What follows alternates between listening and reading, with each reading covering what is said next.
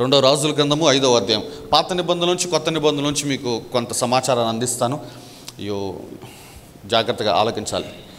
రెండవ రాజుల గ్రంథము 5వ అధ్యాయం 20వ వచనం నుంచి 27వ వచనం వరకు ఒకరి తర్వాత మీరు ఒక వచనము నేను ఒక వచనం మార్చి చదువుకుందాం. ఓకేనా? రెండవ రాజుల గ్రంథము 5వ అధ్యాయము 20వ వచనం ఫస్ట్ మీరే స్టార్ట్ చేయండి. అంతటా దైవజనుడైన ఎలీషాకు సేవకుడకు గెహజీ సిరియనుడైన ఈ నయమానును తీసుకొని వచ్చిన వాటిని అంగీకరించుటకు నా యజమానునికి మనస్సు లేకపోయాను గాని యెహోవా జీవముతోడు నేను పరుగెత్తుకొని పోయి అతని కలుసుకొని అతని యొద్ద ఏదైనాను తీసుకొందును అనుకొని నయమానును కలుసుకొనుటకై పోవుచుండగా నయమాను తన వెనుక నుండి పరుగున వచ్చుచున్న వానిని చూచి తన రథము మీద నుండి దిగి వానిని ఎదుర్కొని క్షేమమా అని అడిగాను. అతడు క్షేమమే అని చెప్పి, నా యజమానుడు నా చేత వర్తమానం పంపి ప్రవక్తల శిష్యులలో 2 యవ్వనులు ఎఫ్రాయిము మన్యము నుండి నా యొద్దకు ఇప్పుడే వచ్చిరి కనుక నీవు వారి కొరకు 2 మణుగుల వెండియు 2 దుస్తుల బట్టలను దయచేయమని సెలవిచ్చుచున్నాడనెను. అందుకు నయమాను, నీకు అనుకూలమైతే రెట్టింపు వెండి తీసుకునుమని బతిమాలి 2 సంచులలో 4 మణుగుల వెండి కట్టి 2 దుస్తుల బట్టలనిచ్చి తన పనివారిలో 2 మీద వాటిని వేయగా వారు గెహజీ ముందర వాటిని మోసుకొని పోయిరి. మెట్ల దగ్గరకు వారు రాగానే వారి యొద్ద నుండి గెహజీ వాటిని తీసుకొని ఇంటిలో దాచి వారికి సెలవీయగా వారు వెళ్ళిపోయిరి. అతడు లోపలికి పోయి తన యజమానుని ముందర నిలవగా ఎలీషా వానిని చూచి, గెహజీ నీ వెచ్చట నుండి వచ్చితువని అడిగినందుకు వాడు, నీ దాసుడునైన నేను ఎచ్చటికి పోలేదనెను. అంతటా ఎలీషా వానితో, ఆ మనుష్యుడు తన రథము దిగి నిన్ను ఎదుర్కొనుటకు తిరిగి వచ్చినప్పుడు నా మనస్సు నీతో కూడా రాలేదా?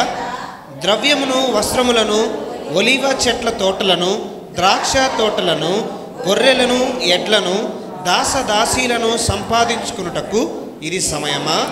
కాబట్టి నయమానునకు కలిగిన కుష్టు నీకును నీ సంతతికిని సర్వకాలము అంటియుండునని చెప్పగా వాడు మంచు వలె తెల్లనైన కుష్ఠము కలిగి ఎలీషా ఎదుటి నుండి బయటికి వెళ్ళెను. చాలండి. ఈ యొక్క కథ మనకి మీలో అనేకులకి చిన్నప్పటి నుంచి తెలిసే ఉంటుంది. నయమాన్ అని ఒక వ్యక్తి ఉన్నాడు. ఆ వ్యక్తి కుష్ఠవ్యాధి కలిగి బాధపడుతుంటే ఒక చిన్నది, ఆ నయమాను ఇంట్లో పనిచేస్తున్న ఒక చిన్నది తన దేశంలో ఉన్న ప్రవక్త అయిన ఎలీషా గురించి అతనికి తెలియపరిచి, ఎలీషా యొద్దకు వెళ్ళు, అతడు నీ రోగానికి స్వస్థతను అనుగ్రహిస్తాడు అని ఆ చిన్నది చెప్పినప్పుడు ఆ చిన్నదాని మాట విని ఆ యొక్క అధికారి తన దేశం నుండి ఇజ్రాయెల్ దేశమునకు వచ్చి నయమానును కలుసుకుంటాడు, ఎలీషాను కలుసుకుంటాడు. ఎలీషా 7 మార్లు యోర్దాను నదిలో మునగమంటాడు. అతడు మునిగిన తర్వాత సంపూర్ణముగా స్వస్థత పొందుకుంటాడు. కానుకగా లేదంటే బహుమతిగా లేదంటే కృతజ్ఞతగా ఎలీషాకి బంగారమును వెండిని దుస్తులను ఇంకా రకరకాల ఆ యొక్క బహుమతులను తీసుకొని వస్తాడు ఆ నయమాను అనే వ్యక్తి. అయితే ఎలీషా దానిని తిరస్కరిస్తాడు. ఎలీషా దాన్ని ఏం చేస్తాడు? తిరస్కరిస్తాడు. ఒక్క నిమిషం ఆ వచనం చదువుతారా? 16వ వచనం చదువునమ్మా. ఎలీషా, ఎవని సన్నిధిని నేను నిలవబడి ఉన్నానో ఇజ్రాయేలు దేవుడైన ఆ యెహోవా జీవముతోడు నేనేమీ తీసుకొననని చెప్పెను. నయమాను అతనిని ఎంతో బతిమాలినను అతడు ఒప్పుకపోయాడు. చూసారా? సో ఎంత బతిమాలినా కానీ అతడు ఒప్పుకోలేదు. నయమాను ఒకంత బాధతోటి తిరుగు ప్రాణమై వెళ్తూ ఉంటాడు రథం మీదకి. అయితే ఎలీషాకి ఒక శిష్యుడు ఉన్నాడు, అతడి పేరు గెహజీ. ఈ గెహజీ ధనాపేక్ష కలిగి ఉన్నాడు. ఈ గెహజీ ధనము సంపాదించుకోవాలని ఆలోచన, ఒక ధనాపేక్ష. ధనము సంపాదించుకోవాలన్న ఆలోచన ఉండటం ధనాపేక్ష కాదమ్మా. కానీ సరి అయిన విధానములో ధనము సంపాదించుకోకుండా అక్రమముగా ధనము సంపాదించాలని ప్రయత్నం చేయటం ఏదైతే ఉంటుందో దానిని బైబిల్ ధనాపేక్ష కింద కన్సిడర్ చేస్తుంది. ఇప్పుడు న్యాయబద్ధముగా చట్టబద్ధముగా వస్తున్న దానిని నువ్వు తీసుకోవటము ధనాపేక్ష కాదు, దాని కొరకు ఆశపడటం ధనాపేక్ష కాదు. కానీ అక్రమమైన దారిలో ధనమును సంపాదించాలనుకోవటం మాత్రము ఖచ్చితంగా బైబిల్ ధనాపేక్ష కిందకు తీసుకుని వస్తుంది. అయితే ఎందుకు గెహజీని ధనాపేక్ష కలిగి ఉన్నాడని చెప్పి అన్నానంటే, తన దైవజనుడు తన ఆత్మీయ తండ్రి ఏమని చెప్పాడంటే, వద్దు అన్నాడు, ఇది సమయము కాదు, నాకొద్దు అన్నాడు. When the man of God said no, disciple should follow it. దైవజనుడు నో అని చెప్పినప్పుడు శిష్యులైన వారు ఏం చేయాలి? దాన్ని చెప్పాలా? ఏం చేయాలి? అయితే గెహజీ అక్కడ ఎలీషా ముందు సైలెంట్గా ఉన్నాడు. కానీ నయమాను తిరుగు ప్రాణమై వెళ్ళిపోతుంటే ఆ నయమాను రథం వెంబడి పరిగెత్తాడు. దేనికోసము? ధనము కోసం పరిగెత్తాడు.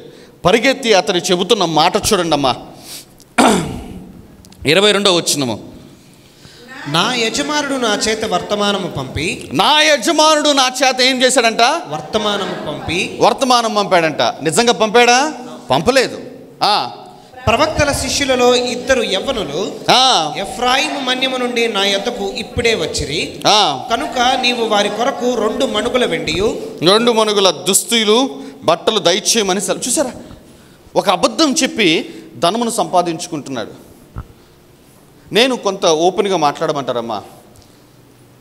ఈరోజున చాలామంది సేవకులు ఈ ఫారెన్ ఫండ్ అనేది తీసుకోవటానికి వాళ్ళు ఇటువంటి అబద్ధాలు వాడుతూ ఉంటారు.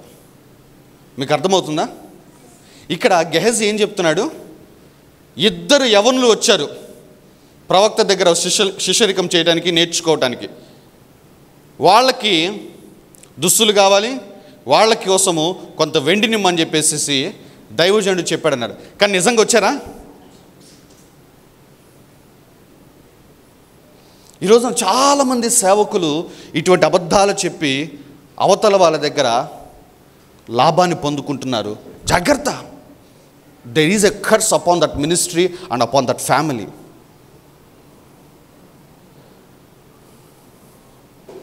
నీతిమంతుడు కలిగింది కొద్దిగైనా సరే ఆ కొద్ది దాంతో మనం బ్రతకాలి. నీతి కొరకు ఆకలి దప్పులు గలవారు ధన్యులు, వారు తృప్తి పరచబడతారు అన్నారు. మనం ఎలానో ఉండాలి, ఇలా ఉండాలి, అట్లా ఉండాలని చెప్పేసి అబద్ధాలు చెప్పి ఈ రోజున చాలామంది సేవకులు ఏం చేస్తున్నారంటే అక్కడి నుంచి డబ్బులు తెచ్చుకుని, వాస్తవానికి ఇక్కడ జరిగేది వేరు. ఇక్కడ అటువంటి సినారియో లేదు. నిజంగానే ఇక్కడ యవనస్తులు ఉండి నిజంగానే ఇక్కడ ఆ కార్యక్రమాలు జరుగుతుంటే ఓకే, ఈ కార్యక్రమాలు చేస్తున్నాం, ఈ కార్యక్రమానికి మీరు స్పాన్సర్ చేయండి అంటాం వేరు. బట్ ఇవేమి కార్యక్రమాలు ఉండవు. ఒకవేళ కార్యక్రమాలు ఉన్నా కానీ ఆ కార్యక్రమం ఇంతే ఉంటుంది. కానీ వీళ్ళు చెప్పే లిస్టు, వీళ్ళు చెప్పే ఆ యొక్క బిల్స్ ఎంత ఉంటాయి అంటే ఇంత బిల్స్ ఉంటాయి. ఈరోజున అటువంటి చాలామంది సేవకులు గెహజీల్లాగా ఉన్నారు. ఎందుకు ఈ మాట అంటున్నానంటే అమ్మ, నేను చెప్తున్నాను ఇక్కడ విశ్వాసులకు కూడా నేను చెప్తున్నానమ్మా, అబద్ధముగా లేదంటే అన్యాయముగా ధనమును సమకూర్చుకోవాలనుకుంటున్న నీవు కూడా గెహజీతో సమానముగా ఉన్నావు. నా మాట అర్థమవుతుందా? అది నిజాయితీగా నిజముగా నీ యొద్దకు వచ్చే ధనమైతే దాన్ని నువ్వు తీసుకోవాలనుకోవటం, కోరుకోవాలనుకోవటం తప్పులేదు.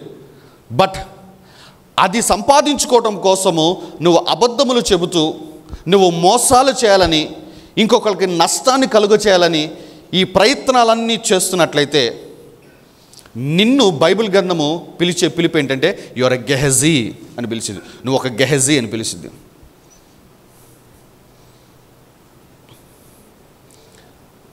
ఈ గెహజీ యొక్క అంతము ఆ చివరి వచనం చదవండి అమ్మా, 26-27 వచనం చదవండి అమ్మా. అంతటా ఎలీషా వానితో ఆ మనుష్యుడు తన రథము దిగి నిన్ను ఎదుర్కొనుటకు తిరిగి వచ్చి నా మనస్సు నీతో కూడా రాలేదా? ద్రవ్యము, వస్త్రమును, ఒలివ చెట్లను, తోటలను, ద్రాక్ష తోటలను, గొర్రెలను, ఎడ్లను, దాసదాసీలను సంపాదించుకున్నటకు ఇది సమయమా? చూసారా, ఇవి కలిగి ఉండటం తప్పు కాదు, కానీ ఇవి కలిగి ఉండటం కోసము నువ్వు ఏదైతే ఆశపడుతున్నావు ఈ సమయం రాంగు, నువ్వు చెబుతున్న అబద్ధాలు రాంగు.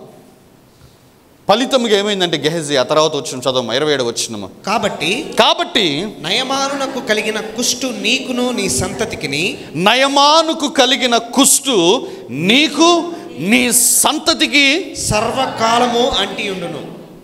నాకు చాలా కుటుంబాలు తెలుసు ఈ విధముగా ధనముని ఇతర దేశాలను తెచ్చుకుంటున్న వాళ్ళ కుటుంబాల్లో అసమాధానాలు ఉండటము, అనారోగ్యాలు ఉండటము, ఏదో విధమైన ఒక శాపం అనేది ఉండటము. అతని యొక్క ధనాపేక్షకి అతడు మోసము చేసి తెచ్చుకున్న ఆ ధనము ప్రతిఫలముగా అతనికి అనుగ్రహింపబడింది ఏంటంటే అతనికిని అతని సంతానమునకు సదాకాలం ఏముంటుంది, కుష్టు ఉంటుంది అని చెప్పి అన్నాడు. ఏదైతే నయమానుకు ఉన్నదో, ఏదైతే నయమాను విడుదల పొందుకున్నాడో ఆ విడుదల పొందుకున్న ఆ అనారోగ్యము నీ మీదకు వస్తుంది. ఎందుకంటే నువ్వు అబద్ధాలు చెప్పి మోసము చేసి ధనమును సంపాదించుకుంటున్నావు. నీ మీదకే కాదు గెహజీ, నీ సంతానము మీదకు కూడా వస్తుంది అని చెప్పేసి లేఖనములో స్పష్టముగా రాయబడి ఉన్నది. వెంటనే చదవండమ్మా. అని చెప్పగా వాడు మంచు వలె తెల్లనైన కుష్ఠము కలిగి ఎలీషా ఎదుట నుండి బయటకు వెళ్ళాను. ఎలీషా ఎదుట నుండి ఏం చేశాడంట? బయటికి వెళ్ళిపోయాడంట. ఎలీషా ఎదుటి నుంచి. ఎందుకంటే ఉండకూడదు. కుష్టు వ్యాధిగ్రస్తుడు అనేవాడు ఉండటానికి వీల్లేదు, ప్రజలలో తిరగకూడదు. ఎందుకంటే కుష్టి వ్యాధిగ్రస్తుడు అనేవాడు మాట్లాడినా కూడా వాడి నోటి నుంచి వచ్చే ఆ యొక్క ఊపిరి కూడా అపవిత్రము అని చెప్పేసి లేఖనము రాయబడి ఉంటుంది. ఆ కుష్టి వ్యాధి అనేది కంటేజియస్ అంటే ఏంటది, అది అంటువ్యాధి లాంటిది అని చెప్పేసి లేఖనం రాయబడింది.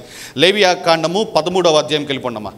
లేవియా కాండము 13వ అధ్యాయము 44 నుంచి 46 వచనాల వరకు చదవమ్మా. లేవియా కాండము 13వ అధ్యాయము 44 నుంచి 46 వరకు చదవనమ్మా. వాడు కుష్ఠరోగి, వాడు అపవిత్రుడు. యాజకుడు వాడు బొత్తిగా అపవిత్రుడని నిర్ణయింపవలెను. వాని కుష్ఠము వాని తలలోనున్నది. చూసారు, వాడు కుష్ఠరోగి అంట. ఈ కుష్ఠరోగి అనే వాడు ఏంటంట? అపవిత్రుడంట. యాజకుడు వాడు బొత్తిగా అపవిత్రుడని నిర్ణయింపవలను. వాని కుష్ఠము వాని తలలో ఉన్నది. ఆ పొడగల కుష్ఠరోగి వస్త్రములను చింపివేయవలను. వాడు దాచుకోవడానికి వీల్లేదు వాడి కుష్ఠరోగము. వాడు తల విరియబోసి కొనవలను. వాడు తన పై పెదవిని కప్పుకొని అపవిత్రుడును అని బిగ్గరగా పలుకోవలెను. చూసారా, ఈ పెదవు కప్పుకొని వాడు చెప్పాలంట నేను అపవిత్రుడిని అని చెప్పేసి. అంటే వాడి గాలి కూడా త్వరగా అంటటానికి వీల్లేదు. అర్థమవుతుందా? పై పెదవి కప్పుకొని ఏం చెప్పాలంటే వాడు అపవిత్రుడిని, నేను అపవిత్రుడిని అని చెప్పాలి. ఆ తర్వాత చదవమ్మా. ఆ పొడ వానిని కలిగిన దినములన్నీ వాడు అపవిత్రుడై ఉండును. వాడు అపవిత్రుడు కనుక ప్రత్యేకముగానే నివసింపవలెను. ప్రత్యేకముగా ఉండాలి. వాని నివాసము పాళెమునకు వెలుపల ఉండదు. చాలు. వాని నివాసం ఎక్కడున్నాడంట? అంటే ఇజ్రాయిల్ యొక్క పట్టణాలలో ఎక్కడ ఉండకూడదు. ఇజ్రాయిల్ యొక్క ప్రాకారము అవతల వాడు నివసించాలి. ఎందుకంటే ప్రజలలో ఉండకూడదు కుష్ఠవ్యాధిగ్రస్తుడు అనేవాడు. ఎందుకంటే వాడి ద్వారా ఆ కుష్ఠం అనేది అనేకులకు వ్యాపించిద్ది అని చెప్పేసి. అందుకే ఈ గెహజీ అనేవాడు చదువున్నాము. ఇప్పుడు వెళ్ళిపోదాం. 27వ వచనము, 2వ రాజుల గ్రంథము 5వ అధ్యాయము 27వ వచనము. కాబట్టి నయమానునకు కలిగిన కుష్టు నీకును నీ సంతతికిని సర్వకాలము అంటియుండును అని చెప్పగా వాడు మంచు వలె తెల్లనైన కుష్ఠము కలిగి ఎలీషా ఎదుట నుండి బయటకు వెళ్ళాను. ఎలీషా ఎదుటి నుంచి పాళెము వెలుపలికి వెళ్ళిపోయాడు, బయట నివసించడానికి వెళ్ళిపోయాడు. ఈ యొక్క శాపము అనేది ఎంతకాలం ఉన్నది అంటే 26వ వచనం చదవండమ్మా. కాబట్టి నయమానునకు కలిగిన కుష్టు నీకును నీ సంతతికిని సర్వకాలం. ఎంతకాలం ఉంటుంది? సర్వకాలం ఉంటుంది అని చెప్పేసి అనగానే వెంటనే ఆ శాపం పనిచేసింది. వెంటనే తెల్లగా అయిపోయాడు, కుష్ఠం వచ్చేసేసింది. ఈ కుష్ఠం రాగానే వాడు ఎలీషా ఎదుటి నుంచి వెళ్ళిపోయాడు, ఆ పట్టణం ఎదుటి నుంచి వెళ్ళిపోయాడు, ఆ దేశం యొక్క సరిహద్దుల్లోంచి వెళ్ళిపోయాడు. ఎందుకంటే వాడు వాళ్ళ మధ్యలో ఉంటుంటే రాళ్ళు తీసుకుని కొడతారు, రాళ్ళు తీసుకుని కొట్టి చంపేస్తారు. కాబట్టి వాడి ప్రాణమును కాపాడుకోవటం కోసము వాడు పాళెం వెలుపలకు వెళ్ళిపోయాడు, దేశము వెలుపలకు వెళ్ళిపోయాడు. అయితే ఇప్పుడు 2వ రాసుల గ్రంథం 8వ అధ్యాయము మొదటి నుంచి చదువమ్మా. ఒకనాడు ఎలీషా అందరూ చదవాలి చాలా జాగ్రత్తగా. ఒకనాడు ఎలీషా తాను బ్రతికించిన బిడ్డకు తల్లి అయిన ఆమెను పిలిచి, యెహోవా క్షామకాలము రప్పింపబోచున్నాడు, 7 సంవత్సరములు దేశములో క్షామము కలుగునని చెప్పి, నీవు లేచి నీవును నీ ఇంటి వారును ఎచ్చట నుండుట అనుకూలమో అచ్చటికి పోవుడనగా, ఆ స్త్రీ లేచి దైవజనుని మాట చొప్పున చేసి తన ఇంటి వారిని తోడుకొని ఫిలిష్తీయుల దేశమునకు పోయి 7 సంవత్సరములు అక్కడ వాసము చేసెను. అయితే ఆ 7 సంవత్సరములు గడిచిన తరువాత ఆ స్త్రీ ఫిలిష్తీయుల దేశములో నుండి వచ్చి తన ఇంటిని గూర్చియు భూమిని గూర్చియు మనవి చేయుటకై రాజును వద్దకు పోయెను. రాజు దైవజనుని పనివాడకు గెహజీతో మాట్లాడి ఎలీషా చేసిన గొప్ప కార్యములన్నిటినీ. ఆగండి, చదివారా? 4వ వచనం మరలా చదవండి. రాజు దైవజనుని పనివాడకు గెహజీతో మాట్లాడి. రాజు ఎవరితో మాట్లాడుతున్నాడు అక్కడ? దైవజనుని పనివాడు. అసలు ఈ గెహజీ అనేటోడు ఏమైంది? 5వ అధ్యాయంలో సదాకాలము నీకు నీ సంతతికి కుష్టు వస్తుంది అనగానే వాడు వెళ్ళిపోయలేదా? వెళ్ళిపోయిన వాడు 8వ అధ్యాయంలో ఎక్కడ తేలాడు? రాజు పక్కన ఉన్నాడు. అసలు ఒకసారి నెహెమ్యా గ్రంథంకి వెళ్తే మీరు మొట్టమొదటి అధ్యాయంలో ఆ నెహెమ్యా రాజునకు గిన్నె అందించేవాడు. ఒకానొక రోజున అతడు మనోవిచారం కలిగి ఆ దుఃఖముతోటి అతడికి పరిచర్య చేస్తుంటే, నీకు రోగం లేదు కదా, మరి నువ్వెందుకు ఇట్లా ఉన్నావు అన్నాడు. ఎందుకంటే రాజు దగ్గర పరిచర్య చేసేవాడు వాడి యొక్క ఆరోగ్యం గురించిన పూర్తి కాండక్ట్ ఉంటుంది. ప్రతిరోజు వాడిని జాగ్రత్తగా ఎగ్జామిన్ చేస్తారు డాక్టర్స్. వాడు పాస్ అయితేనే వాడు రాజు సముఖంలో నిలబడి పరిచర్య చేయాలి. అది రూలు. ప్రవక్త దగ్గర నుంచి వెళ్ళిపోవడం పక్కన పెట్టేయండి, దేశం దగ్గర నుంచి వెళ్ళిపోవడం పక్కన పెట్టండి. అసలు రాజు దగ్గర కనపడ్డాడు ఇతను గెహజీ. కుష్ఠవ్యాధిగ్రస్తుతోటి రాజు మాట్లాడతాడా?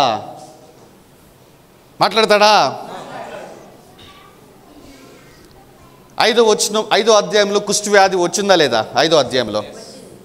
8వ అధ్యాయంలో అతనికి ఏమైంది? స్వస్థత అయింది. ఎలా అయింది? సదాకాలము నీకు నీ సంతతికి ఇది ఉంటుంది అని చెప్పాడు ఎలీషా. సదాకాలం అంటే సదాకాలమే. తాను చేసిన పాపమునకు పర్యవసానముగా అతని మీదకి కుష్ఠరోగము అనేది విడుదలైంది. సో పాప పర్యవసానాన్ని పొందుకొని ఎలీషా ఎదుటి నుండి 5వ అధ్యాయంలో వెళ్ళిపోయిన గెహజీ ఆ పాప పర్యవసానాన్ని ఏ విధముగా బ్రేక్ చేసుకొని మరలా స్వస్థత పొందుకొని రాజు దగ్గర నిలబడ్డాడు. పాత నిబంధనలో ఒక వ్యక్తే పాపము వలన వచ్చు జీతమైన ఆ కుష్టి వ్యాధిని బ్రేక్ చేసుకొని స్వస్థత పొందుకున్నాడంటే, నూతన నిబంధనలో ఉన్న మనము పాప పర్యవసానాల నుంచి విడుదల గలలేమా? మరలా చెప్తున్నానమ్మా, పాపము వలన వచ్చే పర్యవసానాలు ఖచ్చితంగా ఉంటాయి. గెహజీ చేసిన పాపముకి పర్యవసానం ఏంటి? కుష్ఠవ్యాధి. కుష్ఠవ్యాధి వచ్చిందా లేదా? అయితే ఆ పాప పర్యవసానాన్ని బ్రేక్ చేసుకున్నాడా లేదా? ఈరోజు నీ జ్ఞానము చాలామందికి లేదు. చేసిన దానికి అనుభవిస్తున్నామండి అని అనుకుని వదిలేస్తున్నాను. నో, నువ్వు చేసిన దానికి అనుభవిస్తున్నావా? దాన్ని బ్రేక్ చేసుకునే గొప్ప రహస్యము దేవుడి ఉదయకాల సమయంలో నీ ముందు ఉంచబోతున్నాడు. హల్లెలూయా.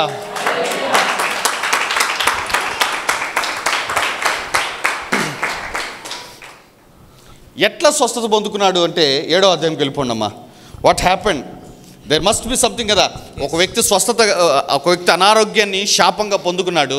బట్ కొద్ది రోజుల తర్వాత ఆ యొక్క అనారోగ్యం అతని నుంచి విడిచిపోయింది, ఆ శాపం విడిచిపోయింది. ఆ పాప పర్యవసానము సదాకాలము అనుభవిస్తావన్న పాప పర్యవసానం ఆ మాటను కొట్టివేసుకున్నాడంటే సంథింగ్ అతనికి ఏదో జరిగింది అక్కడ. 7వ అధ్యాయంకి వెళ్ళిపోదాం, జాగ్రత్తగా నేర్చుకుందాం. సిద్ధమేనా? 7వ అధ్యాయము 3వ వచనం నుంచి 9వ వచనం వరకు చదవమ్మా. అప్పుడు పట్టణపు గుమ్మమునంద 9 కుష్ఠరోగులు ఉండగా. అప్పుడు పట్టణపు గుమ్మము దగ్గర 9 కుష్ఠరోగులు ఉండగా. చదవనమ్మా. వారు ఒకరినొకరు చూచి, మనము చచ్చిపోవు వరకు ఇచ్చట ఎందుకు కూర్చుండవలెను? పట్టణములోనికి పోవుదుమనుకుంటిమా, పట్టణమందు క్షామమున్నందున అచ్చట చచ్చిపోదుము, ఇచ్చట ఊరక కూర్చునను ఇచ్చటను చచ్చిపోదుము. పదండి, సిరియనుల దండుపేటలోనికి పోవుదము రండి. వారు మనలను బ్రతుకునిచ్చిన బ్రతుకుదము, మనలను చంపిన చత్తుము అని చెప్పుకొని సంద చీకటి యందు సిరియనుల దండుపేటలోనికి పోవలనని లేచి సిరియనుల దండు వెలుపలి భాగమునొద్ద రాగా అచ్చట ఎవరును కనపడకపోయిరి. యెహోవా రథముల ధ్వనియు గుర్రముల ధ్వనియు గొప్ప సమూహపు ధ్వనియు సిరియనుల దండునకు వినబడినట్లు చేయగా వారు మన మీదకి వచ్చుటకై ఇజ్రాయేలు రాజు హిత్తీయుల రాజులకును ఐగుప్తీయుల రాజులకును బత్తమిచ్చి ఉన్నాడని సిరియనులు ఒకరితోనొకరు చెప్పుకొని లేచి తమ గుడారములలోనైనను గుర్రములలోనైనను గాడిదలలోనైనను దండుపేటలోనున్న వాటిలోనైనను ఏమీయూ తీసుకొనకయే తమ ప్రాణములు రక్షించుకున్నట చాలుననుకొని సంద చీకటి ఉన్నట్లుగా పేట విడిచి పారిపోయి ఉండిరి. కాబట్టి ఆ కుష్ఠరోగులు దండు చూడండి ఏమైందంటే ఈ 7వ అధ్యాయంలో సిరియనులు ఇజ్రాయేలీల మీద దండెత్తి వచ్చారు. ఇజ్రాయేలీలు చుట్టూ వీళ్ళు ఒక బురుజుల్లాగా కట్టారు. ఇజ్రాయేలీ దేశంలోనికి ఎవడు రాకుండా పోకుండా మొత్తము క్లోజ్ చేసి పడేశారు. అంటే ఆ దేశము చుట్టూ ప్రాకారముగా వీళ్ళున్నారు యుద్ధ పంక్తులు తీర్చి. దాని వలన ఏమైందంటే ఆ దేశంలో క్షామం వచ్చేసింది. ఎందుకంటే ఎగుబడి దిగుబడులు ఆగిపోయినాయి, రాకపోకలు ఆగిపోయినాయి. ఈ యొక్క సిరియా దేశపు రాజు ఇజ్రాయెల్ దేశం చుట్టూ ముట్టడి వేసేసాడు. సో క్షామము భయంకరంగా ఉంది, ప్రజలు అల్లాడిపోతున్నారు. దేశం బయటేమో సిరియా రాజు ఎదురు చూస్తున్నాడు, ఎప్పుడు ఇజ్రాయేలు యుద్ధమునకు వస్తారా అని చెప్పేసి. ఇటువంటి టైంలో దేవుడు దైవజనుడైన ఎలీషా యొక్క ప్రార్థన విన్నాడు. ఆ సిరియా దేశపు రాజు అతని సైన్యము ఆ ముట్టడి వేసిన దానంతటిని విడిచిపెట్టేసేసి పారిపోయారు. సంథింగ్ హస్ హ్యాపెండ్, పారిపోయారు. అయితే దేశంలోనే క్షామం కాదు కానీ ఆ పట్టణం వెలుపల ఉన్న 4 కుష్ఠవ్యాధిగ్రస్తులు కూడా ఏమని మాట్లాడుకుంటున్నారంటే, మనం ఇక్కడ ఇలాగే కూర్చున్నా చచ్చిపోతాము, లోపలికి వెళ్ళిపోయినా కానీ మనల్ని చంపేస్తారు. ఇక్కడ కూర్చొని ఆకలితో చనిపోవటం కంటే లోపలికి వెళ్ళి ఏమైనా తిని వాళ్ళు కొట్టితే చచ్చిపోవటం మేలు అనుకున్నారేమో. ఆ 4 కుష్ఠవ్యాధిగ్రస్తులు ఏం చేశారంటే ఆ సిరియా సైన్యము ఉన్న దండులోనికి వెళ్ళారు. వెళ్ళినప్పుడు అక్కడ ఎవ్వరు కనబడలేదు, ఎందుకంటే దేవుడు ఈ పాటికి అద్భుతం చేసేసాడు. సిరియా సైన్యం అంతా ఆ సామాన్లు అంతా విడిచిపెట్టేసి వెళ్ళిపోతే ఇక్కడ జరుగుతున్న విషయం చూడండి అమ్మా. 8వ వచనం చదవమ్మా. కాబట్టి ఆ కుష్ఠరోగులు దండుపేట వెలుపటి భాగమునొద్దకు వచ్చి ఒక గుడారము జొచ్చి భోజన పానములు చేసి అచ్చట నుండి వెండి బంగారములను బట్టలను ఎత్తుకొని పోయి దాచిపెట్టి తిరిగి వచ్చి మరి ఒక గుడారము జొచ్చి అచ్చట నుండి సొమ్ము ఎత్తుకొని పోయి దాచిపెట్టిరి. వారు మనము చేయనది మంచి పని కాదు. చూసారా ఏమైందంటే వచ్చారు, చక్కగా కనపడ్డే భోజనాలు చేసేస్తున్నారు, పానము చేస్తున్నారు. ఇదిగో వాళ్ళకి వెండి బంగారం కనపడిందంట. చూడండి అమ్మా, 8వ వచనము. అచ్చట నుండి వెండి బంగారములను బట్టలను తీసుకొని పోయి దాచిపెట్టి తిరిగి వచ్చి మరి ఒక గుడారంలోకి వెళ్ళి అక్కడ కూడా అదే చేస్తున్నారు ఈ 4 కుష్ఠరోగులు. వారిలో ఒకడు ఆల్ ఆఫ్ ఎ సడన్ గా మాట్లాడుతున్న మాట చూడండి, 9వ వచనము. మనము చేయునది మంచి పని కాదు. మనము చేయునది మంచి పని కాదు. ఎట్లా చెప్తున్నాడు? హీ మస్ట్ బి, నేను అంటానమ్మా, ఆ వ్యక్తే గెహజీ. ఎందుకంటే ఇదే గెహజీ గతంలో దేని కొరకు ఆశపడ్డాడు? 5వ అధ్యాయంలో చదవమ్మా. వెండి బంగారం దుస్తులు అదే అడిగింది. ఒకసారి వెళ్తారా? 23వ వచనం చదవమ్మా. అందుకు నయమాను, నీకు అనుకూలమైతే రెట్టింపు వెండి తీసుకొని మరి బతిమాలి 2 సంచులలో 4 మణుగుల వెండి కట్టి 2 దుస్తుల బట్టలిచ్చి. చూసారా, వెండి బంగారము దుస్తులు. ఇక్కడ అదే కనపడింది. 8వ వచనము చదవమ్మా. 7వ అధ్యాయం 8వ వచనము. ఆ కుష్ఠరోగులు దండుపాటలోనికి చొచ్చి వెలుపటి భాగమునొద్దకు వచ్చి ఒక ద్వారము జొచ్చి భోజన పానములు చేసి అచ్చట నుండి వెండి బంగారములు బట్టలు ఎత్తుకొని పోయి దాచిపెడుతున్నారంట. ఒకటి అయిపోయింది, ఇంకో గుడారంలోకి వెళ్ళాడు, అక్కడ కూడా కనపడ్డాయి. ఇంకోటి కూడా తీస్తుంటే వారిలో ఒకడు మాట్లాడిన మాట ఏమిటంటే, మనము చేస్తుంది మంచి పని కాదు. నేను నమ్ముతున్నానమ్మా, ఆ 4 కుష్ఠరోగులు ఎవరో తెలుసా? గెహజీ అతని సంతానము. ఎందుకంటే అదే అతని మీదకి వచ్చిన శాపము. నీవు నీ సంతానము సదాకాలము కుష్ఠరోగులుగా ఉంటారన్నాడు. అది చెప్పిన వెంటనే గెహజీకి కుష్ఠు వచ్చింది. ఇంట్లో ఉన్న ఆ పిల్లలకు కూడా కుష్టి వచ్చింది. వాళ్ళు పాళెము వెలుపలికి వెళ్ళిపోయారు. ఒకానొక దినమున ఆకలితో అల్లాడిపోతున్న వాళ్ళకి భోజన పానములు కనపడగానే గబ తినేస్తున్నారు. తినటానికి బట్టలు, ఎందుకంటే ఇంతకు నేను చెప్పాను కుష్ఠరోగి గలవాడి యొక్క బట్టలు చించి వేస్తారని చెప్పేసి లేవియా కాండం నుంచి. ఆ బట్టలు కనపడంగానే, ఆ ఆస్తి కనపడంగానే గబ సమకూర్చుకుంటుంటే, బహుశా నేను అంటాను ఆ పిల్లలతోటి తండ్రి అంటున్న మాట, మనము చేస్తుంది మంచి పని కాదు, this is not the right time. తన దైవజనుడు చెప్పిన మాట జ్ఞాపకం వచ్చింది. సంపాదించుకుంటకు ఇది సమయమా అన్న మాట గుర్తొచ్చి చెబుతున్న మాట చూడమ్మా.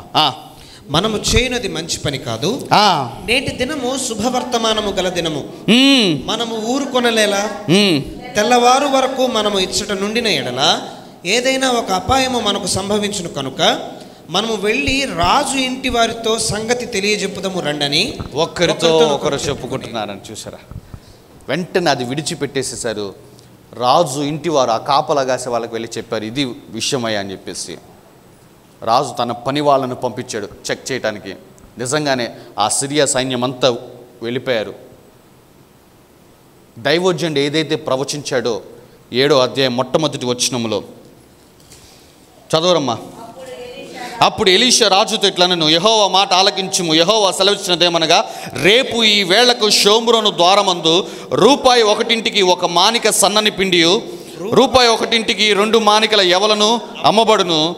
అందుకు ఎవరి చేతి మీద రాజు ఆనుకొని ఉండునో ఆ అధిపతి యెహోవా ఆకాశము కిటికీలు తెరిచినను అలాగూ జరుగునా అని ప్రత్యుత్తరం ఇచ్చే. చదవమా. అతడు నీవు కన్నులారా దానిని చూచెదవు కానీ దానిని తినకుండు అని చూసారా. ఎప్పుడైతే ఈ సిరియన్లు వెళ్ళిపోయారని సైన్యం వెళ్ళి రాజుకు తెలియపరిచిందో, ఇదిగో సైన్యము, రాజు, ప్రజలు వెళ్ళిపోయి ఆ సిరియనుల ఆ యొక్క దండులోనికి వెళ్ళి ఆ సామాగ్రి, ఆ భోజన పానములు, ఆ వెండి బంగారములు, దుస్తులు, ఎవ్రీథింగ్ దోచుకొని వచ్చారు. ఆ రోజున జరిగినది ఏంటంటే, అదే అధ్యాయం చివరి వచనాల్లోకి వెళ్ళిపోండి అమ్మా. 18వ వచనం చదవమ్మా. 7వ అధ్యాయం 18వ వచనము. మరియు రూపాయి 1 2 మానికల యవలను, రూపాయి 1 1 మానిక సన్నని పిండియు రేపు ఈ వేళప్పుడు షోమ్రోనులో అమ్మబడునని దైవజనుడు రాజుతో చెప్పిన మాట నెరవేరెను. ఆ అధిపతి యెహోవా ఆకాశమందు కిటికీలు తెరచినను అది జరుగునా అని ఆ దైవజనునితో చెప్పగా అతడు, నీవు కన్నులారా చూచెదవు గాని దానిని తినకపోదు అని ఆ అధిపతితో చెప్పెను. జనులు ద్వారమందు అతని త్రొక్కగా అతడు మరణమాయను కనుక ఆ మాట ప్రకారం అతనికి సంభవించారు. చూసారా, అర్థమైందా? ఏ అధిపతి అయితే ఇది జరిగిద్దా, యెహోవా ఆకాశంలో కిటికీలు తెరిచినా కూడా జరగదు అని అవిశ్వాసముతోటి వ్యంగ్యంగా మాట్లాడాడో, ఆ వ్యక్తి మీద ఏదైతే ప్రవచనం విడుదల చేశాడో దైవజనుడు, నువ్వు చూస్తావు కానీ తినవు అని చెప్పిన మాట ఎట్లా నెరవేరింది చూడండి. అదంతా దోచుకొని తీసుకుని వచ్చారు రాజు, అతని సైన్యం అంతా. ఇంకా రూపాయి 1 అమ్మటం స్టార్ట్ చేశారు. ప్రజలు గుంపులుగా మీద పడటంతో ఆ తొక్కిసలాటలో ఆ అధిపతి చచ్చిపోయాడు. దైవజనుడు చెప్పిన మాట ఎట్లా నెరవేరించుడు. ఇదే దైవజనుడు గెహజీతో చెప్పిన మాట ఏమిటి, నీవును నీ సంతానము సదాకాలము కుష్ఠరోగముతో ఉంటారన్నాడు. బట్ 8వ అధ్యాయంలో ఈ దైవజనుడు, ఈ 8వ అధ్యాయంలో ఈ గెహజీ రాజు పక్కన నిలబడ్డాడు. నేనేమంటానంటే, వచ్చి సమాచారం చెప్పారుగా, ఫస్ట్ చెప్పినవాడు ఈడే ఉంటాడు, మనోడు గెహజీ. రాజు ఎవరు మీతో చెప్పారు, అతను సన్మానిద్దాం రా అని చెప్పి పిలిచాడు. పిలిచి ఏ అధిపతి అయితే చనిపోయాడో ఆ అధిపతి స్థానంలో గెహజీని నిలబెట్టాడు. హల్లెలూయా. అర్థమవుతుందా మీకు? అబద్ధాలు చెప్పి డబ్బు సంపాదించుకుందాం అనుకున్నాడు సేవకుడు. అబద్ధాలు చెప్పి మోసము చేసి లేనివి ఉన్నట్టుగా కల్పించి సృష్టించి ధనమును సంపాదించుకుందామని చెప్పేసి ధనువు వెంపట పరిగెత్తిన గెహజీకి తన పాపానికి పర్యవసానముగా కుష్ఠవ్యాధి వస్తే అతడు ఏ విధముగా ఆ కుష్ఠరోగం నుంచి బయటకు వచ్చాడంటే, అతడు చేసిన పరిచర్యను బట్టో, లేదంటే దైవజనుడు అతని కొరకు చేసిన ప్రార్థన బట్టో దేవుడు అతనికి మరొక అవకాశం ఇచ్చాడు. అదే టెస్ట్ మరలా పెట్టాడు. మళ్ళా కళ్ళ ముందు బంగారము, మళ్ళా కళ్ళ ముందు దుస్తులు, వెండి ఇవి పెట్టి మరలా పరీక్షించాడు. బట్ ఈసారి పరీక్షను పాస్ అయ్యాడు. Come on now give God some praise. Hallelujah, hallelujah. సంగమం నేను చెప్తున్నానమ్మా, మనము చేసిన పాపములు దాని పర్యవసానము మనం అనుభవిస్తుంటే ప్రభువు చూస్తూ ఊరుకునే దేవుడు కానే కాదు. పాత నిబంధనలోనే ప్రభువు మరొక అవకాశం ఇచ్చాడంటే నూతన నిబంధనలో దేవుడు మనకు అవకాశాలు ఇస్తాడా లేదా? ఇస్తాడా లేదా? నీవును నీ సంతానము సదాకాలము కుష్ఠతోటి అనుభవిస్తారు. ఇది ప్రవచించేసేసాడు. వెంటనే కుష్ఠం వచ్చింది. బట్ 8వ అధ్యాయంలో ఏమి జరిగిందంటే స్వస్థత పొందుకొని రాజు దగ్గర ఇప్పుడు ఈ గెహజీ పని తెలుసా? ఎలీషా దగ్గర నుంచి సమాచారం రాజు దగ్గర చెప్పటము, రాజు దగ్గర ఉన్న సమాచారం తీసుకెళ్ళి ఎలీషా దగ్గర చెప్పటం. అంటే రోగం నుంచి స్వస్థత పొందుకోవటం మాత్రమే కాదు, పాప పర్యవసానం నుంచి విడుదల పొందుకోవటం మాత్రమే కాదు, కానీ హెచ్చింపులోనికి వెళ్ళాడు. తాను కోల్పోయిన అదంతా దేవుడు ఏ విధంగా తిరిగి సమకూర్చాడు చూడండి అమ్మా. అందుకే మన దేవుడు మంచి దేవుడు అని చెప్తాను నేను ఎప్పుడు.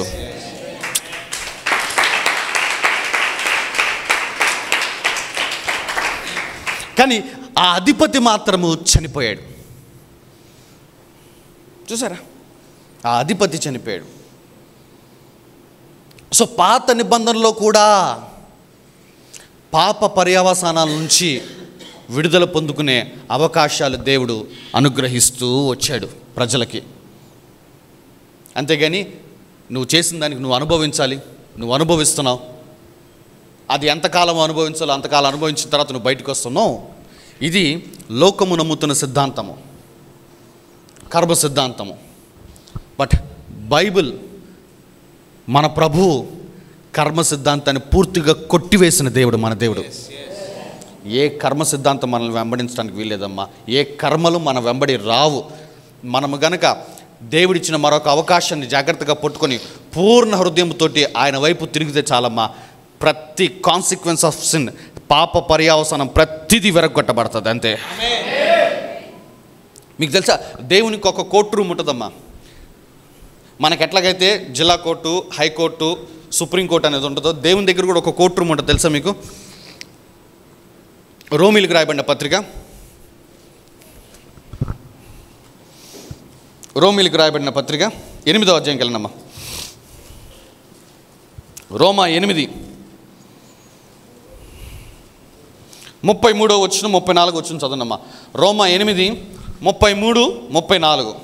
దేవుని చేత ఏర్పరచబడిన వారి మీద నేరము మోపువాడెవడు?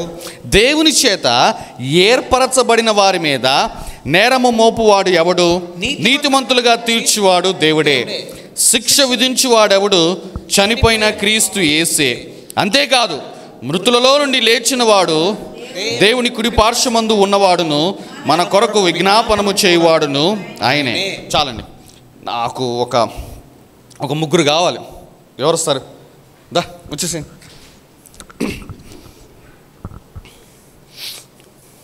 నువ్వు బ్లాక్ వేసుకున్నావు కాబట్టి ఈరోజు నువ్వే సాతానువి, ఫిక్స్ అయిపో. ఇక్కడ చూడండి, మరలా చదవమ్మా. 33వ వచనము. దేవుని చేత ఏర్పరచబడిన వారి మీద. దేవుని చేత ఏర్పరచబడినాడేమో త్రివేణి, మనందరికి సాదృశ్యంగా ఉన్నాడు.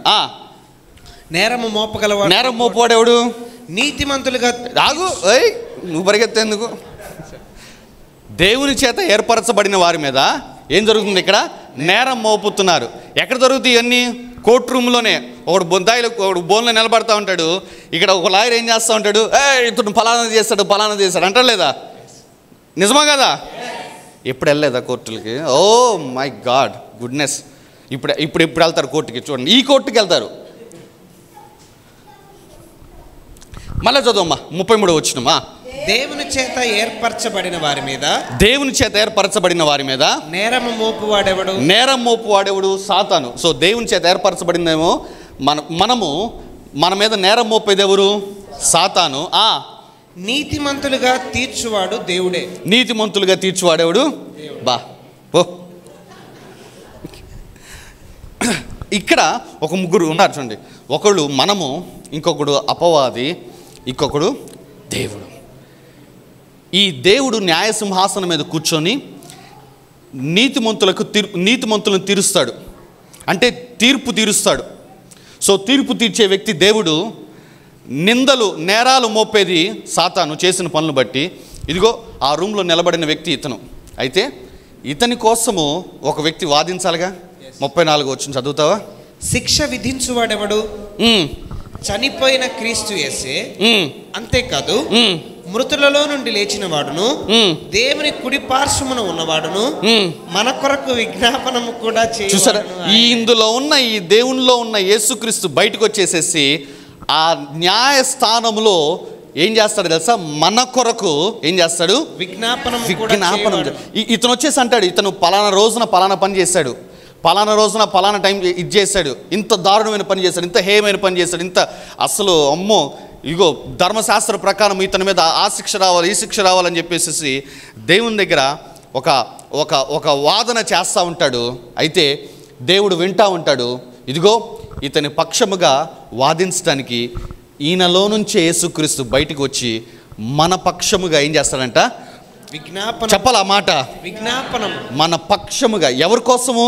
మన కోసము, మన పక్షముగా యేసుక్రీస్తు ప్రభు ఆ కోర్టు రూమ్లో నిలబడి విజ్ఞాపనము చేస్తారు. ఏమంటే అతడు చేసిన పాపం అంతటికి నేను శిక్ష అనుభవించేసిన, ఆల్రెడీ కేస్ ఈజ్ ఓవర్ అంటాడు. అంతే.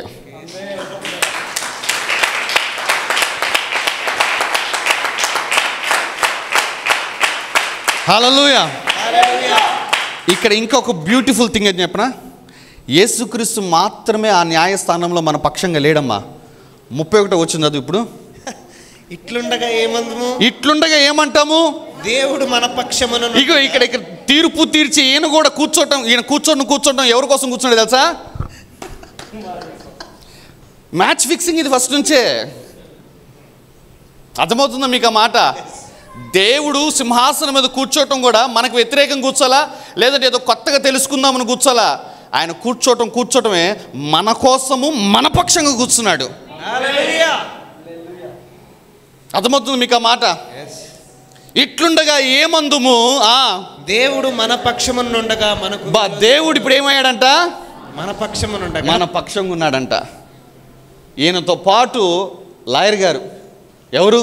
యేసుక్రీస్తు ప్రభు. చదువు 34 చదువు. The beautiful word. చనిపోయిన క్రీస్తు యేసే. అంతేకాదు మృతుల నుండి లేచిన వాడును దేవుని కుడి పార్శ్వమున ఉన్నవాడును మన కొరకు విజ్ఞాపనము. ఏం చేస్తా ఉంటాడు? వాదన చేస్తానే ఉంటాడు. ఇతన్ని చేసిన పాపాలకు నేను అనుభవించాను, ఇతడు చేసిన దానికి నేను రక్తము కార్చాను, ఇతడు చేసిన దానికి నేను దెబ్బలు తిన్నాను, ఆల్రెడీ తీర్పు జరిగిపోయింది, ఆల్రెడీ శిక్ష అమలైపోయింది. అయినప్పటికీ అన్యాయంగా తీసుకొచ్చి ఇదిగో నిందలు వేస్తున్నారు, ఇతడు క్లీన్ షీట్ అని చెప్పేసి అంటుంది. ఈ సింహాసనం మీద కూర్చుని ఆయన లోపల నవ్వుకుంటూ ఉంటాడు. అసలు నేను వచ్చిందే ఆ వ్యక్తి కోసం వచ్చాను అని చెప్పేసి. అందుకే అంటున్నాడు అపోస్తలుడైన పౌలు ఏమంటాడు? ఇంకేమంటాము? సింహాసనం మీద కూర్చున్నవాడు మన పక్షంగానే ఉన్నాడు కదా అంటున్నాడు పౌలు. సంతోషమేనా కదా? పౌలు ఏమంటాడంటే అసలు ఇట్లా అంటాడు, ఇంకేమంటాము చెప్పు? లాయర్ సంగతి తీసే, నిందలేసేవాడు సంగతి తీసేసే, నా సంగతి కూడా పక్కన పెట్టు. అసలు జడ్జి గారిలో కూర్చున్న వ్యక్తి ఎవరి కోసం కూర్చున్నాడంటే నా కోసం కూర్చున్నాడు.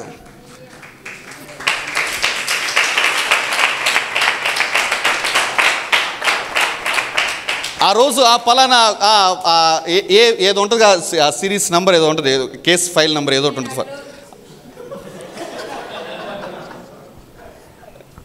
సరే ఆంటీ అన్నట్టుగా పలానా AP 302 అనగానే ఇతను వచ్చాడు, నాదేనండి అని చెప్పి అన్నాడు. ఎమ్మటి అతను వచ్చాడు, ఎదుగో భయంకరంగా అట్లా చేశాడు ఇట్లా చేశాడు అంటున్నాడు. ఎమ్మటి ఇతను కంగారు పడుతున్నాడు. ఇతని కోసం ఒక ఆయన వచ్చి వాదన చేస్తున్నాడు. ఈ వాదన తెలిద్దా లేదా, నేను నిరపరాధిగా ఉంటానా లేదా అని చెప్పేసి టెన్షన్ పడుతుంటే ఆ సింహాసనం మీద కూర్చుని ఆయన అసలు ఆ కేసు ఈరోజు వస్తుందని చెప్పేసి ఆయన వచ్చి కూర్చున్నాడు. ఇది నా కేసు, ఇక్కడ నేను కూర్చోవాలని చెప్పేసి. ఎందుకంటే బోన్లో నిలబడ్డవాడు ఎవడంటే ఆయన కుమారుడు.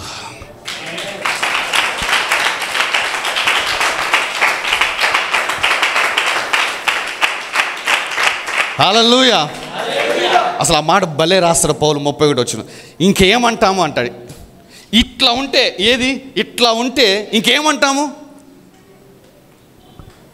అది ఇట్లుండగా మనం ఏమందు అన్న మాట ఏంటంటే, మన భాష చెప్పాలంటే సీన్ ఇట్లా ఉంటే ఇంకేమంటాము? దేవుడే మన పక్షంగా ఉన్నాడు అని చెప్పేసి. పాత నిబంధనలో ఒక వ్యక్తికి పాప పర్యవసానం వెంటాడుతుంటే ఆ వ్యక్తిని మరలా దేవుడు దర్శించాడు, స్వస్థపరిచాడు, హెచ్చించాడు.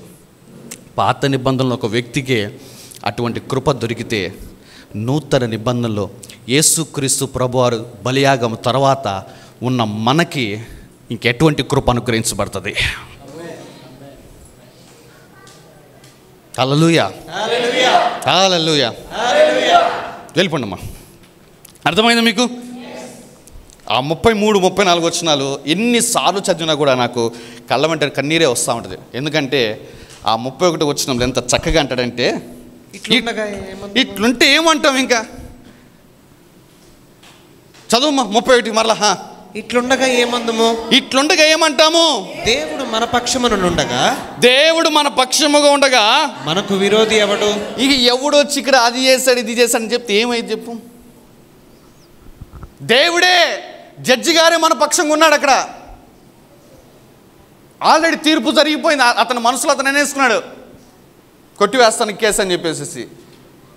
దేవుడే మన పక్షముగా ఉండగా మనకి విరోధి ఎవడు?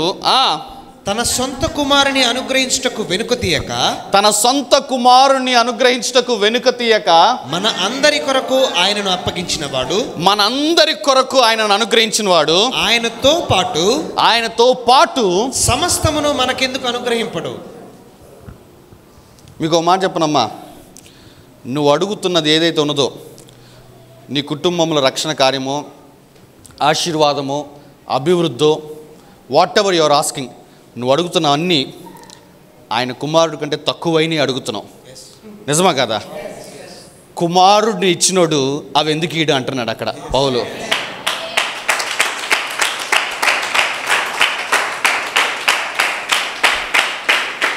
ఒకవేళ దేవుడు అవి ఇవ్వను అంటే దాని అర్థం ఏంటో తెలుసా? కుమారుడి కంటే అవే గొప్పవని అర్థం. కానీ యేసుక్రీస్తు ప్రభువారి కంటే గొప్పవి ఏమీ ఉండవు. ఆ సొంత కుమారుణ్ణి, ఆ గొప్ప యేసుక్రీస్తునే మన కొరకు ఇచ్చేశాడు దేవుడు. ఇంకా మిగతా ఎందుకు ఇవ్వడు అంటున్నాడు. మనం చేయాల్సిందే లేకుంటే మా నూతన నిబంధనలో యేసు వైపు తిరగాలంతే. పాపము చేసిన మనము తిరిగి హృదయపూర్వకంగా ప్రభు వైపు తిరిగితే చాలు. అపవాది వచ్చి ఎన్ని నేరాలు మోపినా దేవుడు మన పక్షంగా కూర్చుంటాడంతే.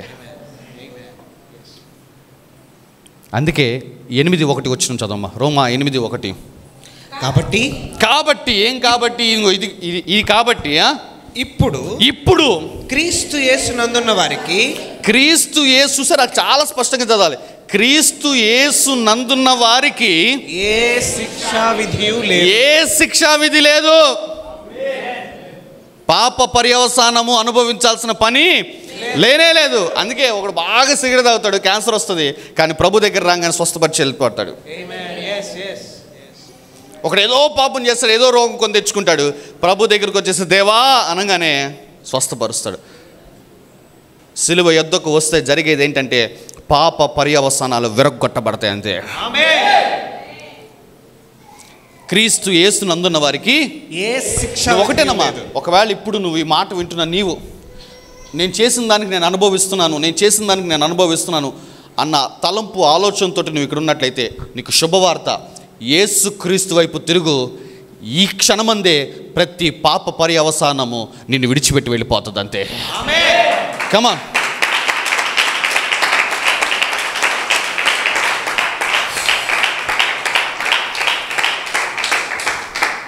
ఎందుకంటే చదవమ్మా, 2వ వచనం చదవమ్మా. క్రీస్తు యేసునందు జీవమునిచ్చు ఆత్మ యొక్క నియమము. చూసారా, క్రీస్తు యేసునందు ఏముందంటే జీవమిచ్చే ఆత్మ ఉందంట. ఆ ఆత్మ చేసే పని, ఆత్మ నియమము, ఆ ఆత్మ చేసే పని ఏమిటంటే పాప మరణముల నియమము నుండి నన్ను విడిపించెను. ఏంటది చూసారా, మళ్ళీ జాగ్రత్త చదవండమ్మా. క్రీస్తు యేసునందు జీవమునిచ్చు ఆత్మ యొక్క నియమము, పాప మరణముల నియమం. ఏంటి ఆ నియమము? పాప మరణముల నియమం ఏంటి? పాపం వలన వచ్చు జీతము మరణము, ఆ నియమము. అర్థమవుతుందా మీకు ఆ మాట? చదివారు ఎప్పుడైనా? పాపము వలన వచ్చు జీతం ఏంటి? మరణము. అది ఒక శాసనం. ఆ పాప మరణముల నియమము నుండి ఏం చేసిందంట? నన్ను విడిపించను. చూసారా పౌలు ఏమంటున్నాడంటే, నేను పాపం చేశాను, కానీ గుర్తుపెట్టుకో, పాప మరణముల నియమం నుంచి నన్ను యేసుక్రీస్తు ఎప్పుడో విడిపించేశాడు. సో పాప పర్యవసానం నా మీద రావటానికి వీలు లేదు. అర్థమవుతుందా మీకు? కొంతమంది అంటారు కాదండి అనుభవించాలి కానీ అంటే అనుభవించు. All the best. సాక్ష్యం చెప్పమాక వచ్చి అంతే, ఇంకేమంటాం? ఇప్పుడు వాడి కెరీర్ కృప చెప్పి అరే బాబు దేవుని దగ్గర రారా ఇది అవుతానంటే అనుభవించాలి కదంటే ఇంక నేను చేసేది.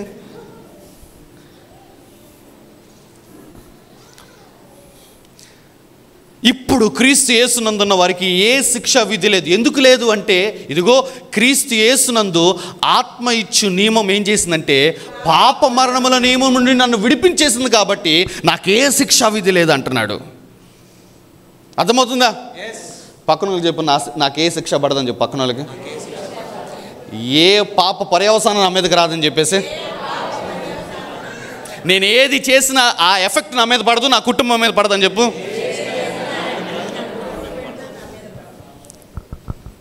హల్లెలూయా, హల్లెలూయా.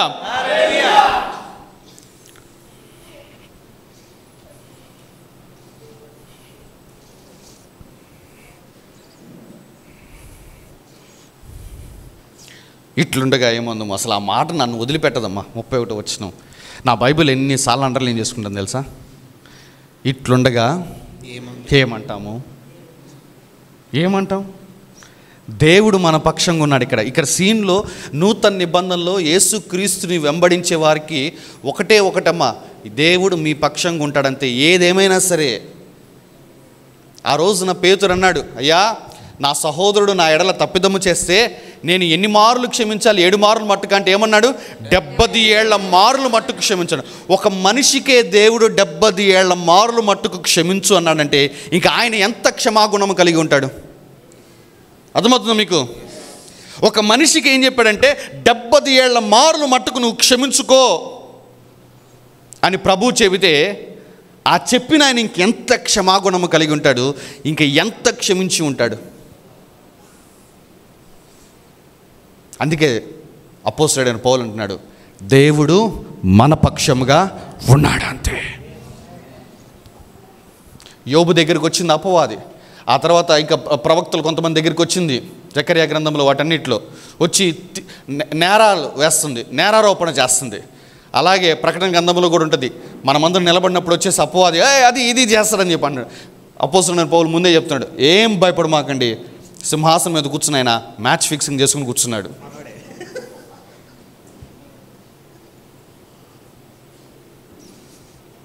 మీరున్నారండి, ఒక తల్లికి 2 బిడ్డలు ఉన్నారు. ఈ బిడ్డలు బయటతో గొడవ పడ్డారు అనుకుందాం. ఆ గొడవ పడిన తల్లిదండ్రులు ఇంటి మీదకి వచ్చారు. తెలుసు మన పిల్లలు ఏం చేశారు, ఇంటి మీదకి వచ్చారంటే ఇక్కడ ఏదో జరిగింది ఇక్కడ. కానీ అవతల ముందు ఏమంటారు, అసలు మా వాడు ఏం చేయలేదండి, మీ వాడు అన్నాడంటగా.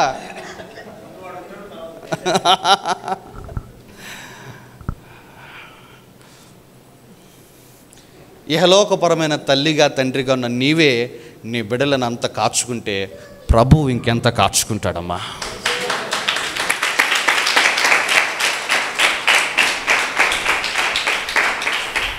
కాబట్టి ఏమీ లేదమ్మా, దేవుని వైపు యేసుక్రీస్తు వైపు తిరిగితే చాలు. ప్రభువా నేను పలానా పని చేశాను, ఆ పని వలన పర్యవసానాలు ఎదుర్కొంటున్నాను, నా ఉద్యోగంలో కానీ నా వ్యక్తిగత జీవితంలో కానీ మరొక రకంగా కానీ ఇది నేను చేసిన దానికి అనుభవిస్తున్నట్టుగా నాకు అనిపిస్తుంది అయ్యా. ఈరోజు నువ్వు గనక దేవుణ్ణి అడిగినట్లయితే, అయ్యా నేను చేసిన దానికి నేను అనుభవిస్తున్నాను, నాకు దీని నుంచి విడుదల దయచేయని నువ్వు ప్రభు వైపు తిరిగి, ఆ సిలువ వైపు తిరిగి అడిగితే చాలు, నీ పాప పర్యవసానము ఈ క్షణమందే నిన్ను వెంబడించడం ఆగిపోతుంది అంతే. ఈ క్షణము నుంచే జస్ట్ ప్రభు వైపు తిరిగితే చాలమ్మా. ప్రభు వైపు తిరిగితే చాలు. ఆ రోజున గెహజీకి దేవుడు మరొక అవకాశం ఇచ్చాడు.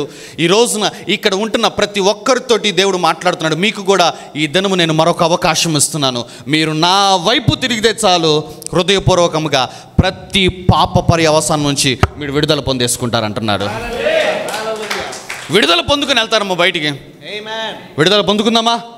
ప్రభు వైపు తిరుగుదామా? పశ్చాత్తాపడదామా? ప్రభుని క్షమించమని అడుగుదామా? విడుదల కొరకు అంగలారుద్దామా?